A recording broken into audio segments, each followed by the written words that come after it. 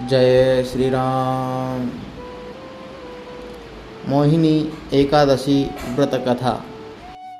ओम नमो भगवते वासुदेवाय।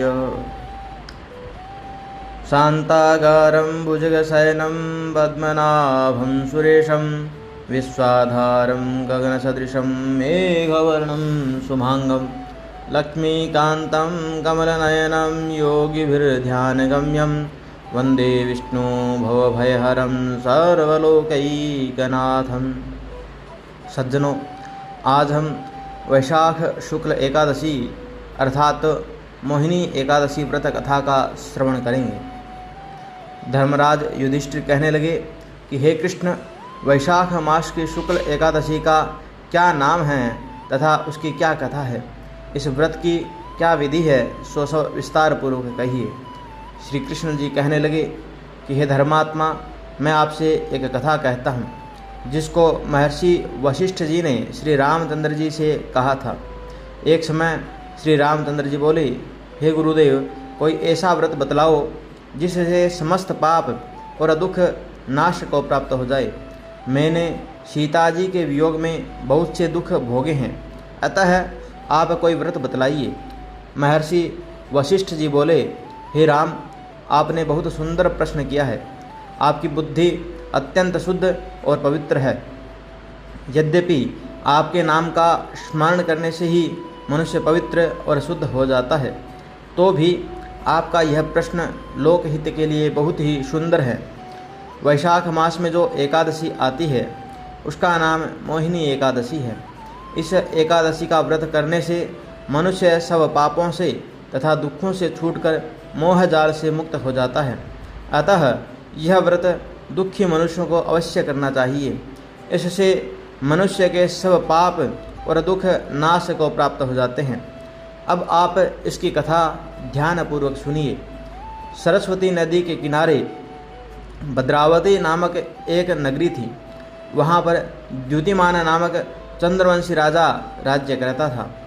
इसी नगरी में धन धान्य से पूर्ण पुण्यवान धनपाल नामक एक वेश्य भी रहता था।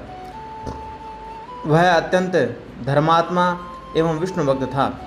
उसने नगर में अनेक भोजनालय, प्याऊ, कुआं, सरोवर, धर्मशाला आदि बनवाए थे और सड़क पर आम, जामुन, नीम आदि के अनेक वृक्ष लगवाए थे। उस वैश्य के 5 पुत्र थे, सुमना, सद्बुद्धि, मेधावी, सुकृति और धृष्ट बुद्धि। इनमें धृष्ट बुद्धि नाम वाला 5वां पुत्र महापापी था। वह पितर आदि को नहीं मानता था। वह वैश्य और दुराचारी मनुष्यों की संगति में रहकर जुआ खेलता तथा परस्त्रियों के साथ भोग विलास करता, मद्यमांस का सेवन करता और भी अनेक कुकर्मों में वह अपने पिता के धन को नष्ट करता था। वैश्याओं के साथ गले में हाथ डालकर फिरता रहता था। इन्हीं कारणों से उसके पिता, भाइयों तथा कुटुंबियों ने उसको घर से निकाल दिया और उसकी निंदा करने लगे। घर से निकाल देने के बाद वह अपने गहने और कपड़े बेचकर निर्वाह करने लगा। जब सब धन नष्ट हो गया तो वेश्य और दुष्ट संगी साथियों ने भी उसका साथ छोड़ दिया। अब वह भूख और प्यास से अत्यंत दुखी रहने लगा और कोई सहारा न देखकर वह चोरी करने लगा। एक बार वह पकड़ा गया, परंतु राज्य कर्मियों ने उसको वेश्य का पुत्र जानकर छोड़ दिया। मगर जब दूसरी बार वह फिर पकड़ा गया तो उसे उन्होंने राजा के सामने उपस्थित कर दिया। राजा ने उसे कारागार में बंद कर दिया। कारागार में राजा ने उसको बहुत दुख दिए और कहा कि तुम मेरी नगरी से निकल जा।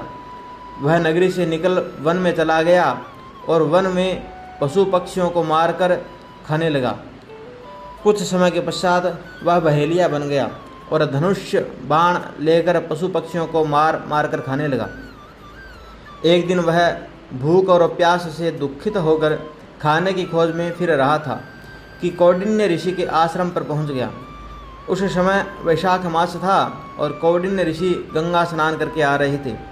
उनके भीगे वस्त्र की छींटे पड़ने से उसको कुछ सद्बुद्धि प्राप्त हुई और वह मुनि के सामने हाथ जोड़कर कहने लगा कि हे मुनि, मैंने अपने जीवन में बहुत भारी पाप किए हैं। आप उन पापों से छूटने का कोई साधारण और बिना धन का उपाय बतलाइए। उसके दीन वचन सुनकर ऋषि कहने लगे कि ध्यान देकर सुनो, तुम वैशाख शुक्ल एकादशी व्रत करो। इस एकादशी का नाम मोहिनी एकादशी है और इससे तेरे सब पाप नष्ट हो जाएंगे। मुनि के वचन सुनकर वह अत्यंत प्रसन्न हुआ और उनके द्वारा बताई गई विधि के अनुसार उसने मोहिनी एकादशी का व्रत किया। हे राम, इस व्रत के प्रभाव से उसके सब पाप नष्ट हो गए और अंत में वह गरुड़ पर चढ़कर विष्णु लोक को गया। इस व्रत से मोह आदि सब नष्ट हो जाते हैं। संसार में इस व्रत से श्रेष्ठ अन्य कोई व्रत नहीं है। इसके महात्म्य को पढ़ने तथा सुनने से 1000 गोदान का फल प्राप्त होता है। बोलिए विष्णु भगवान की जय हो।